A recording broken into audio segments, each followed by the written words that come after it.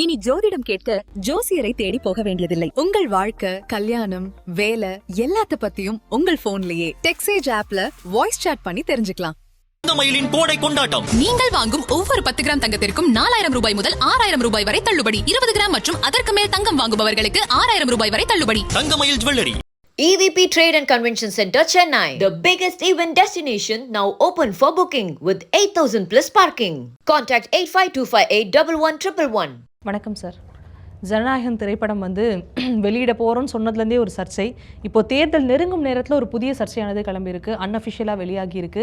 இது தேர்தலுக்காக எடுக்கப்பட்ட படம் அப்படின்னாலும் தேர்தலுக்கு முன்கூட்டி, அதாவது 10 நாளுக்கு முன்னாடி வெளியாகியிருக்கு அப்படிங்கிறது தேர்தலுக்காக வெளியிடப்பட்டிருக்காங்கிற ஒரு சந்தேகமும் இருக்குது. இது எப்படி நீங்கள் எப்படி அணுகுறீங்க? தேர்தலுக்காக வெளியிட்டிருக்காருன்னா யார் வெளியிட்டிருப்பான்னு நினைக்கிறீங்க? பலதரப்பட்ட கருத்துக்கள் இருக்குது. இல்லை நீங்கள் தேர்தல் தனிப்பட்ட கருத்துக்கள் இங்கே வைக்க முடியாது இல்லையா? இல்லை, நான் கேட்குறது உங்கள் கேள்வி புரிஞ்சுக்கிற கேட்குறேன். நான் உங்களுடைய கருத்தை நான் கேட்கல. I am trying to understand the question. தேர்தலுக்காக வெளியிடப்பட்டிருக்கான்னு படக்குழுவே வெளியிட்டிருக்குன்னு நினைக்கிறீங்களா? அப்படி கேட்குறீங்க. ஆனால் என்னன்னா படத்துடைய அந்த சென்ஸ் இருக்குன்னு அந்த மாதிரி தான் இருக்குது. அதை விட ஒரு அபத்தமான ஒரு பாயிண்ட் இருக்க முடியாது. அந்த படத்துடைய அதிபர், அதாவது ப்ரொடியூசர் ஒரு 1000-1500 கோடி ரூபாய்க்கு சொத்து மதிப்பு உள்ளவர்னு வச்சுக்கோங்க. அந்த படத்துடைய வேல்யூ ஒரு 500 கோடி ரூபாயாக இருக்குன்னு வச்சுக்கோங்க. ஒரு 200 கோடி ரூபா சாருக்கு அப்படின்னா மிச்சம் ஒரு 200-300 கோடி ரூபா மொத்தமாக ஒரு குரூவுக்கு எக்ஸ்பெண்டிச்சர் சேர்த்துக்கிட்டணும். 500 கோடி ரூபாய் ஒருத்தர் எள்ளில் அப்படி தூக்கி போடுவாங்களான்னு யோசிக்கணும். நீங்கள் நடிகராக நான் அறிந்த வகையில் அந்த படத்துக்கான சம்பளத்தை திரு விஜயர்கள் வாங்கிட்டார். எல்லா படத்துலையும் எப்படி செய்வாங்கன்னா, டப்பிங் போகும்போது நான் படத்தில் நடிச்சிருக்கேன், ஒரு 11 படத்தில் நடிச்சிட்டேங்கனால என்ன எல்லா வழக்கு வச்சாலும் டப்பிங் போகும்போது ஃபுல் செட்டில்மெண்ட் பண்ணிடணும் எல்லா ஆக்டர்ஸுக்கும். அதான் அந்த வேலை டப்பிங்லாம் முடிஞ்சிருச்சு, படமே வந்துருச்சு நீங்கள் பார்க்கணும். ஸோ திரு விஜய் சார் அவர்களுக்கான சம்பளம் செட்டில் பண்ணப்பட்டிருக்காது. 200 கோடியா 100 கோடியா 150 கோடியா ஐடி பண்ணும்போது பார்க்குறோம் ஏதோ ஒரு அமௌண்ட் செட்டில் பண்ணப்பட்டுருச்சு. ஸோ அவருக்கு இல்லை. இப்போ முழு பர்டன் ப்ரொடியூசருடைய தலையில் இருக்குது. இப்போ திரு விஜய் சார் வெளியிடுறாருன்னு வச்சுக்கோங்க. அவர் வெளியிட்டார்னு வச்சுக்கோங்க. முதல் விஷயம், அவர்கிட்ட அந்த காப்பியே இருக்க வாய்ப்பில்லை. தெரிஞ்சுங்க, வந்திருக்கக்கூடியது ஃபைனல் ஹெச்டி அவுட். அது எங்கேயோ மொபைலில் எடுத்ததோ இது கிடையாது, ரொம்ப குவாலிட்டியான ஒரு அவுட். அதனால் அது விஜய் சார் கையில் இருக்கக்கூடிய வாய்ப்பே கிடையாது. அதனால் அவர் வெளியிட்டிருக்கக்கூடிய வாய்ப்பு கிடையாது. அவருடைய நல்லதுக்காக வெளியிட்டிருக்கக்கூடிய வாய்ப்பும் கிடையாது. அவருடைய நல்லதுக்காக ப்ரொடியூசர் வெளியிட்டார்னு வச்சுக்கோங்க. சார் ப்ரொடியூசர் சம்மதிச்சிட்டாரு. இப்போ விஜய் சார் சொன்னார், 2 பேரும் பேசி வச்சுட்டு மாப்பிள்ளை விட்டுருவோம்டா நான் பார்த்துருவோம் சொல்லி இவங்க என்ன தடுக்கிறது, நம்ம ரிலீஸ் பண்ணலாம் அப்படின்னாங்கன்னா 500 கோடி ரூபா அப்படியே எள்ளு. அதுக்கு வேறு வார்த்தை கிடையாது. ஏன் அப்படின்னா சென்சார் சர்டிஃபிகேட் கிடையாது. சென்சார் சர்டிஃபிகேட் இல்லாமல் நீங்கள் ஓடிடியில் ரிலீஸ் பண்ணிடலாம். ஓடிடியில் ரிலீஸ் பண்ணுறதுக்கு சென்சார் தேவையில்லை.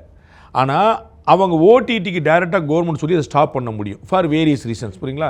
அப்போ அந்த பக்கம் லாக் பண்ணிட முடியும். அப்போ அந்த படத்துடைய நிறுவனம் முழுக்க, இயக்குனர், டைரக்டர், ப்ரொடியூசர் எல்லாருமே சென்சார் சர்டிஃபிகேட் ஒரு கிளியரன்ஸ் வரட்டும் காத்துட்ருக்காங்க. அது ஆல்ரெடி பெரிய லாஸு. இருந்தாலும் எதாவது மேனேஜ் பண்ண முடியுமான்னு காத்துட்ருக்காங்க. இந்த 500 கோடி ரூபாயை விஜய் சார் திருப்பி தருவாரா? இல்லை இந்த 500 கோடி ரூபாயை ப்ரொடியூசர் திருப்பி எடுப்பாரா?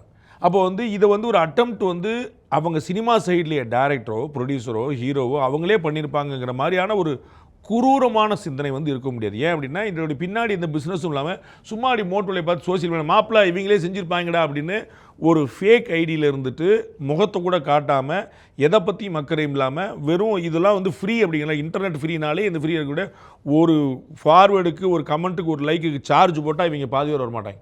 இந்த குரூப்புகள் பண்ணுற வேலையை தவிர ஐ டோன்ட் சி இது ஒரு பெரிய ஒரு கான்ஸ்பிரசி உள்ள இருக்குன்னு நான் நம்பலை. ஏன்னா இதில் ஒரு அடையக்கூடிய லாபத்தை விட அதிகமாக லாஸ் இருக்குது. அந்த ஒரு பேச்சுக்கு நீங்கள் 500 கோடி ரூபா நீங்கள் இவருக்கு 200, இவர் பட்ஜெட்டில் எல்லாமே யூகத்தை சொன்னாங்க, முன்ன பண்ண 200 கோடி ரூபா இவருக்கு ஒரு 300 கோடி ரூபா, மொத்தம் ஒரு 500 கோடி ரூபான்னு. இந்த 500 கோடி ரூபாய் அவர் தொகுதியில் செலவழிச்சிருந்தாருன்னு வச்சுக்கோங்க. அதில் ஜெயிப்பே 4 கிடச்சிருக்கும். இந்த படத்தினால கிடைக்கக்கூடிய பப்ளிசிட்டியை விட அவர் 500 கோடி ரூபாய் தொகுதியில் போட்டுருந்தாரு ஜெயிப்பு கிடச்சிருக்கும். அப்படி செஞ்சுருக்கலாமே. அதுக்கே வழி இல்லாமல் அல்லாடிட்டு இருக்காங்க. பணக்கார வேட்பாளரை பார்த்து போட்டுட்டு இருக்காங்க. அப்போ எங்கேருந்து நிற்கும்? அப்போ இவருடைய 200 கோடி ரூபா போயிடுச்சு, மிச்சம் 300 கோடிக்கு எங்கே போகிறது? அப்போ இது எந்த லாஜிக்கும் இல்லாத, ஃபேக்டும் இல்லாத, பேக்கப்பும் இல்லாத ஒரு வெறும் பொருளி. அது இப்படி இருக்குமோ அப்படி இருக்குமோ அப்படிங்கிற ஒன்று தவிர வேறு எந்த ஒரு நேர்மையும் இல்லாத ஒரு கமெண்ட்னு நினைக்கிறேன். ஓகே, ஒரு கைண்ட் ஆஃப் மொட்டை கடிதாசி அந்த மாதிரியான ஒரு விமர்சனம். மொட்டை கடிதாசில் கூட உண்மை இருக்கலாங்க. மொட்டை கடிதாசில் உண்மை, மொட்டை கடிதாசில் யாருங்கிறது தான் இல்லை.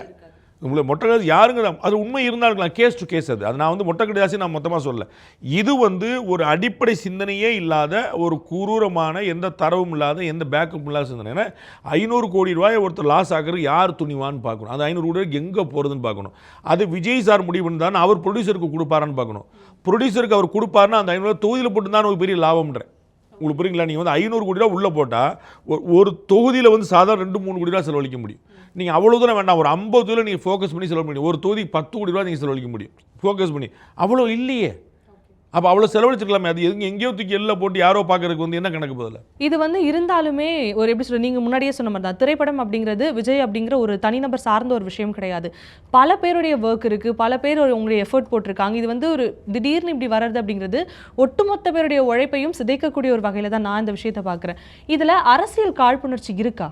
அரசியல் காழ்ப்புணர்ச்சி எங்கே இருக்கலாம் அப்படின்னா, அதை பரப்புனதுலையும் பார்த்ததுலையும் இருக்கலாம், வெளியிட்டதில் இருக்குமான்னு தெரியாது. ஏன்னா வெளியிட்டதில் வந்து அரசாங்கம் கையிலையோ அரசியல்வாதி கையிலையோ போயிருக்காது. எவனோ ஒருத்தன் எடுத்துட்டான், உள்ளே இருந்த எவனோ ஒருத்தன் எடுத்து வந்து பரப்பிட்டான், அவ்வளோதான். திருடுனது நானாக இருக்கலாம், அதற்கப்புறம் அது விற்றது வந்து இப்போ ஒரு கோயில் சிலை இருக்குன்னு வச்சுக்கோங்களேன், ஒரு திருடன் எவனோ ஒருத்தன் ஒரு கண்ணை வச்சு ஒருத்தன் திருடி எடுத்திருப்பான். அது நாளைக்கு வந்து பிரிட்டனுடைய லண்டனுடைய ஒரு மியூசியத்தில் இருக்கும். லண்டன் மியூசியத்தில் வச்சவனுக்கும் திருடனுக்கும் சம்மந்தம் கிடையாது. ஆனால் திருட போய் தான் லண்டன் மியூசியம் வரைக்கும் போயிருக்கு. அப்போ ரெண்டுக்கும் வந்து ஒரு செகண்ட் லேயர் கனெக்டிவிட்டி இருக்கே தவிர டைரக்ட் கனெக்டிவிட்டி கிடையாது. அது மாதிரி உள்ளே இருக்கிற ஒருத்தன் ஆசையிலையோ த்ரில்லையோ திருட்டுத்தனமாவோ காசு கொடுத்தோ இன்ஃப்ளூயன்ஸ்லையோ ஏதோ ஒன்று எடுத்திருக்கான். அது காவல்துறை தான் போய் விசாரிக்கணும். அவங்க ஏதோ லேண்ட் அவங்க ஏதோ கம்ப்ளைண்ட் கொடுத்துருக்காங்க, இந்த பக்கம் வந்து கோர்ட்டையும் இந்த பக்கம் போலீஸையும் ரீச் பண்ணியிருக்காங்கன்னு நான் கேள்விப்படுறேன். அதனால் வந்து அது யார் பண்ண வேலைங்கிறது போலீஸும் கோர்ட்டு முடிவு பண்ண வேண்டியலை. ஆனால் அது வந்து உள்ளே இருக்கக்கூடிய ஒருத்தன் இந்த நான் சொன்ன வேரியஸ் ரீசன்ஸுக்காக ஆசையில் அக்கறையில் ஒரு த்ரில்லில் ஏதோ ஒரு அபத்தமான முடிவில் இல்லாட்டி வன்மத்தோட ஏதோ ஒரு காரணத்தோடு பண்ணியிருக்கான்.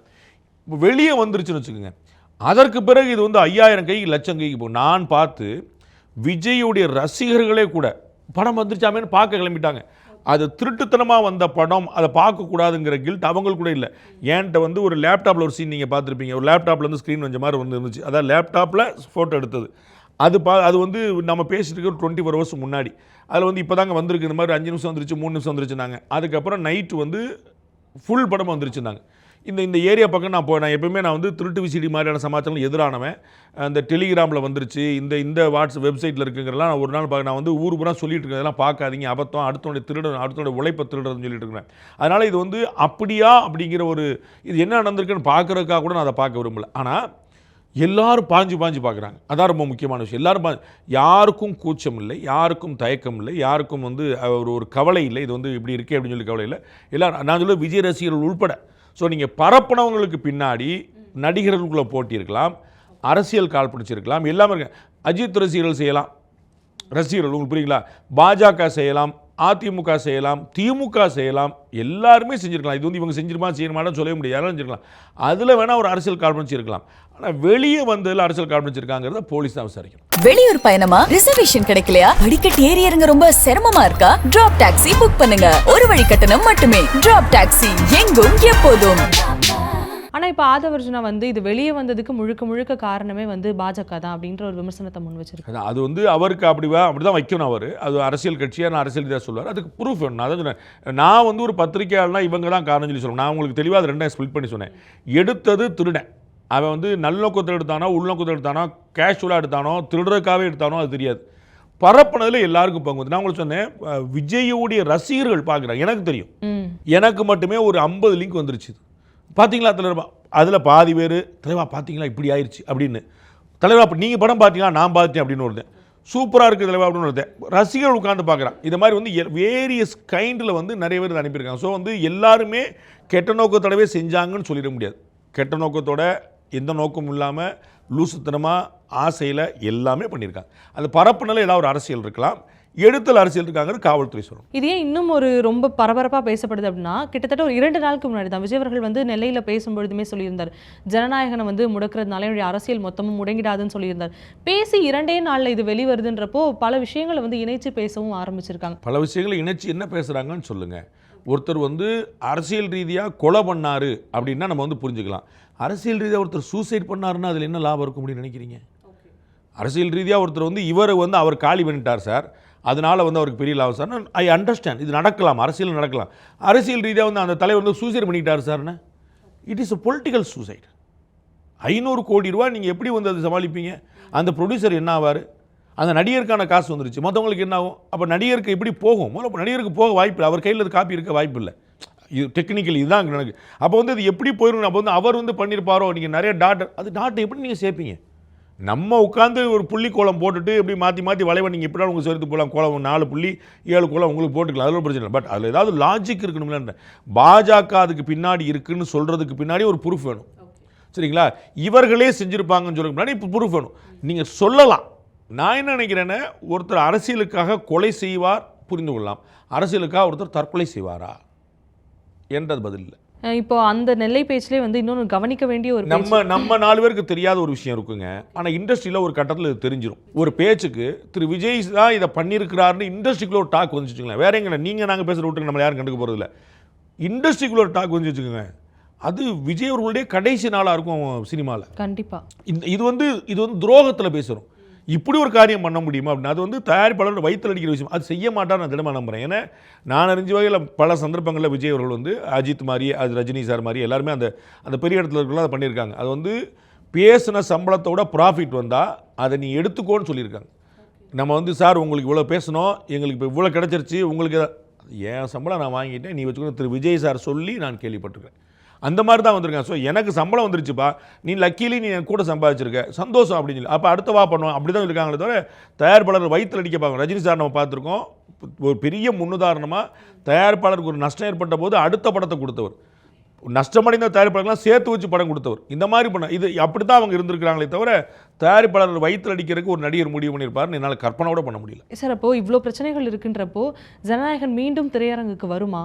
அப்படி வந்தாலும் வரலனாலும் வந்து பெரிய சேலஞ்சுங்க. அது வந்து ஒரு ஈடு செய்ய முடியாத ஒரு இழப்பு ஏற்பட்டுருச்சு அந்த குழுவுக்கு, அந்த படத்துக்கு. அது வந்து இன்ஜஸ்டிஸ் டு த கோர் அப்படின்னு சொல்லலாம். அதாவது அநீதியின் உச்சம் அந்த படத்துக்கு நடந்திருக்கு. அது வந்து என்ன கெட்ட நேரமாக கெட்ட ஆட்களா, ஐ டோன்ட் அண்டர்ஸ்டாண்ட். அது என்ன நடந்திருக்குன்னே புரியல. டே 1லேருந்தே ஆஸ் யூ ரைட்லி சார் அது பெரிய ப்ராப்ளம் தான். இப்போ வந்து எலெக்ஷன் சீசன் அப்படிங்கிறனால பண்ண முடியும். அது படத்தில் வந்து நம்ம ஃபுல்லாக பார்த்தோம். நம்ம வந்து சென்சார் பச்சனையில் இருக்கும்போது சொன்னாங்க எலெக்ஷன் கமிஷனை போய் கேட்டுங்கன்னு சொல்லிட்டாங்க. அது என்னென்னா முழுக்க பொலிட்டிக்கலாக தான் அது இருக்குது. படத்தில் ஃபுல்லாக பொலிட்டிக்கலாக இருக்குது. அது வந்து என்ன காரணத்துக்காக இது நடந்திருக்கு, எப்படி நடந்திருக்கு என்னால் கண்டுபிடிக்கவே முடியல. ஸோ இப்போ 2-3 ஸ்பேசஸ் இருக்குது. பட் அவங்க என்ன செய்ய போகிறாங்கன்னு தெரியல. இது வந்து அதர் ஸ்டேட்டுகளில் ரிலீஸ் பண்ணலாம், அதாவது எலெக்ஷன் இல்லாத ஸ்டேட்டுகளில். அதுக்கும் சென்சார் சர்டிஃபிகேட் வேணும். ஓடிடியில் ரிலீஸ் பண்ணலாம், அதுக்கு கவர்மெண்ட் கோச்சிக்கக்கூடாது. வெளிநாடுகளில் ரிலீஸ் பண்ணலாம், அதில் ஏதாவது மேக்கப் பண்ணலாம். இந்த மாதிரி வந்து இந்த ஹெவி லாஸ், இர்ரிப்பேரபிள் லாஸை வந்து ஏதாவது பண்ணி மேக்கப் பண்ண முடியுமான்னு பார்க்கணும். அது தயாரிப்பு நிறுவனம் எனக்கு சினிமா பற்றி அந்த பிஸ்னஸ் பற்றி எனக்கு ஃபுல்லாக தெரியாது. நானாக அப்படி யோசிக்கிறவளெல்லாம் 4 பேர்கிட்ட பேசின வகையில் நான் ஐ கெஸ். ஏன்னா இது வந்து பிஸ்னஸ் வந்து வேறு, நீங்கள் நடிக்கிறதுங்கிறது வேறு, அதில் பிஸ்னஸுங்கிறது வேறு. பிஸ்னஸில் நிறைய ஃபார்ம் நான் சொன்ன மாதிரி ஓடிடி இருக்குது, ஃபாரின் ரைட்ஸ் இருக்குது, டெலிவிஷன் ரைட்ஸ் இருக்குது. அதெல்லாம் வந்து ஒரு பார்க்கணும் அவங்க இந்த என்ன மாதிரி ப்ரொடக்ஷன். ஏன்னா அவங்க ப்ரொடக்ஷன் வந்து இப்போ வந்து இடிஞ்சு போயிருக்கிறாங்க. நேற்று ராத்திரிலேருந்து நம்ம பேசுகிறது 20 வருஷம் முன்னாடி ராத்திரிலேருந்து இப்போ வரைக்கும் ஓடிட்டுருக்கு. அவங்க வந்து இப்போ செய்வதறியாமல் இருக்கிறாங்கன்னு சொல்லுவாங்கல்ல, அது அந்த இடத்துல அவங்க இருக்கிறாங்க. கம்ப்ளீட்டாக கைவிடப்பட்ட நிலைமையில் இருக்கிறாங்க. அது இனிமேல் ஏதாவது கொஞ்சம் எமோஷன் ஆகாமல் கொஞ்சம் யோசிச்சு ஏதாவது பண்ணாங்கன்னா அது ஹியூஜ் லாஸை ஏதாவது மேக்கப் பண்ண முடியுமான்னு பார்க்கணும். இது வந்து அரசியல் காழ்ப்புணர்ச்சி, அரசியல்வாதிகள் பண்ணாங்க, இது எல்லாத்தையும் ஒதுக்கி வச்சுட்டு பார்க்கும்பொழுது அரசியல் கட்சிகள்லேருந்து இதுக்கு யாராவது குரல் கொடுத்துருக்கணும்னு நினைக்கிறீங்களா? இந்த ஒரு பிரச்சனைக்கு எப்பயுமேங்க ஒரு ஆள் குரல் கொடுக்கணும்னு நான் சொல்லவே மாட்டேன். ஏன் கொடுக்கலன்னு நான் கேட்க மாட்டேன். இது என்னுடைய பாலிசி. நீங்கள் விரும்பலாம், விரும்பாமல் இருக்கலாம், நீங்கள் குரல் கேட்கலாம். கொடுத்த குரல் சரியா இல்லையான்னு மட்டும் தான் நான் பேசுவேன். நீங்கள் ஒரு கமெண்ட் பண்ணீங்களே அது நியாயமா அநியாயமானு கேட்பேன்.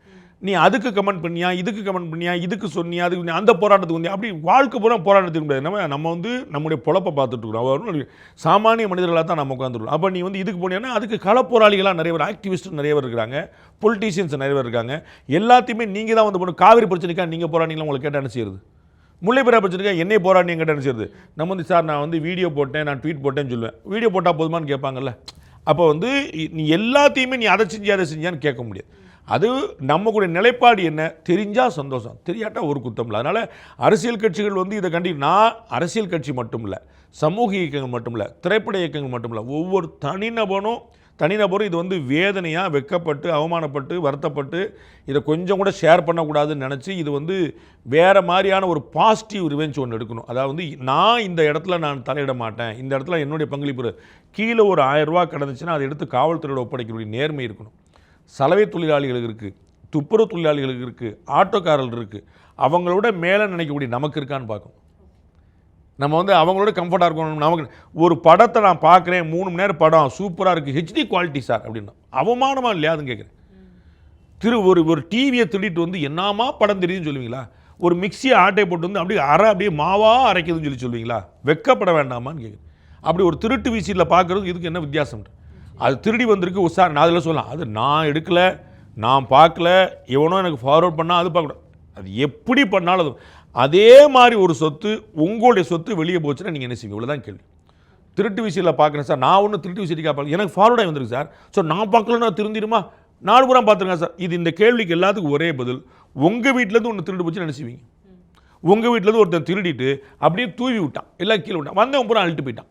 அழுட்டு போனவன்ட்ட போய் கேட்டிங்கன்னா எனக்கு என்ன தெரியும், மேலேருந்து ஒருத்தன் போட்டால் நான் கீழேருந்து எடுத்துகிட்டு போனேன், அது உங்கள் வீட்டு பொருள் எனக்கு எப்படி தெரியும்? இது ஒத்துக்கிடுவீங்களா? அப்போ இந்த தனி மனித நேர்மை இருக்கணும்.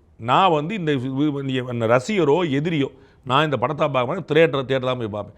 நீங்கள் சொன்ன மாதிரி நாளைக்கு ஒரு தேட்டரில் வந்தால் நம்ம எப்படி வந்து துரந்தர் 1 2 வந்து மக்கள் வந்து கொண்டாடி பார்க்குறாங்களோ, 4 மணி நேரம் படம் பார்ட் 2, 3 மணி நேரம் படம் பார்ட் 1, 7 மணி நேரம் ஒரு படம், இதை மக்கள் கொண்டாடி 1000 கோடி ரூபா தாண்டி விடுது. அதை மாதிரி வந்து நாளைக்கு ஜனநாயகன் படம் என்றைக்கோ ரிலீஸ் ஆச்சுன்னா அதை உட்காந்து நான் வந்து அவங்களுக்கு ஏற்பட்ட லாஸை நான் காமென்ட் பண்ணேன். ஒரு தனி மனிதனா நமக்கு ஒரு கில்ட் இருக்கணும்ல, அதை தான் செய்யணும் எதிர்பார்ப்பேன். அரசியல் கட்சிகள், தனிநபர்கள், சமூகம் எல்லாருக்குமே இதில் பங்களிப்பு இருக்குன்னு நினைக்கிறேன். எல்லாருமே இப்படி தான் யோசிக்க நினைக்கிறேன்.